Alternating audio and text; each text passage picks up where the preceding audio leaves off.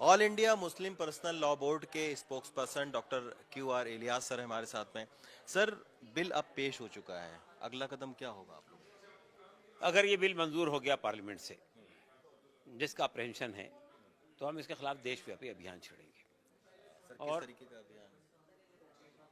जो constitutional, legal और democratic तरीके से पॉसिबल है वो सब करेंगे।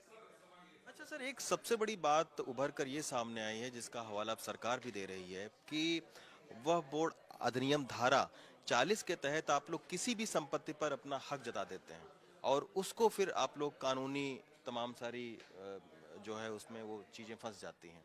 तो ये धारा 40 आप अ, कोई भी जमीन या जायदाद पर आप उसको क्लेम कर दें, तो ये कहाँ तक जायज है सर? देखिए, ये बिल्कुल गलत बात है। किसी भी ज़मीन पर क्लेम नहीं कर सकते आप। आपके पास कोई तथ्य होना चाहिए, आपके पास कोई डॉक्यूमेंट्स होने चाहिए, आपके पास में कोई कोई इतिहास होना चाहिए जिस ज़मीन के बारे में, उसी पे आप बात कहेंगे। और उसका भी वो अल्टीमेट नहीं है कि वक्फ बोर्ड ने किसी पे भी हाथ रख दिया तो उसकी हो गई। अगर आपका डिस्प्यूट है, आप समझते हैं गवर्नमेंट का डिस्प्यूट है, किसी का भी डिस्प्यूट है, आप वक्फ बोर्ड में आएंगे। वक्फ बोर्ड ट्राइब्यूनल के हवाले करेगा। ट्राइब्यूनल में कौन होता है? ट्राइब्यूनल में 3 लोगों का ट्राइब्यूनल होता है। एक डिस्ट्रिक्ट जज होता है, जो सिटिंग डिस्ट्रिक्ट जज है वो होता है इसका ट्राइब्यूनल का जज। और एक कानून का जानकार होता है और एक शरीयत का जानकार होता है। अगर ट्राइब्यूनल के फैसला आपके खिलाफ गया तो आप हाई कोर्ट में चैलेंज कर सकते हैं, आप सुप्रीम कोर्ट में चैलेंज कर सकते हैं। तो अगर आपके पास तत्व है तो आपको तो हर कहीं से राहत मिल जाएगी। तो ये कहना कि वक्फ बोर्ड ने हाथ रख दिया और किसी भी प्रॉपर्टी वक्त में चली जाती है, बिल्कुल गलत बात है। लेकिन उनका ये कहना है कि आपका ही ट्रिब्यूनल होता है, आपके ही लोग होते हैं उसमें, तो इसलिए आपको एक फायदा मिल जाता है, जबकि दूसरे धर्मों के पास इस तरह की कोई सहूलियत नहीं होती है। देखिए, सब धर्मों के पास ये सहूलत है। आप जितने भी इंडोमेंट देखेंगे, हिंदू इंडोमेंट को भी देखिए, आप सिख इंडोमेंट को भी देखिए, उनके यहाँ भी ये प्रोविजन मौजूद है। ऐसा नहीं है कि सिर्फ वक्फ बोर्ड की चीज़ है। दूसरी बात है कि देखिए, वक्फ की प्रॉपर्टी के लिए बुनियादी बात यह है कि मेरी प्रॉपर्टी अगर मैं वक्फ करना चाहता हूँ तो मेरी व्यक्तिगत प्रॉपर्टी होनी चाहिए लीगली। मैं जब उसको वक्फ करूँगा मस्जिद के लिए, धर्मशाला के लिए, या आपके मदरसे के लिए या कब्रिस्तान के लिए, तो वाकिफ़ का मंशा, यानी मैंने जो किया वक्फ किया, तो मेरा जो मंशा है उसके खिलाफ, उसके उसके हक में वो इस्तेमाल होगी।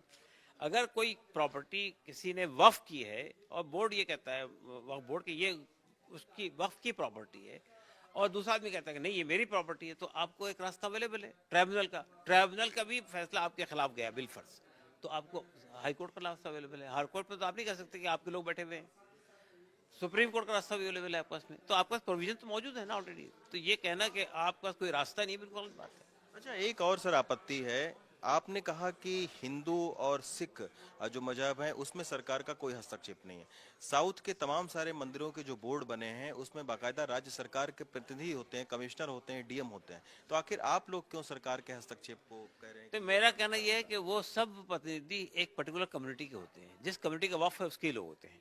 अब आप आइए नहीं, हमारे। लेकिन अगर कोई डीएम अगर कोई दूसरे धर्म का है तो वो भी हो सकता है नहीं उसका नहीं, ऐसा प्रतिनिधि। नहीं है, ऐसा नहीं है।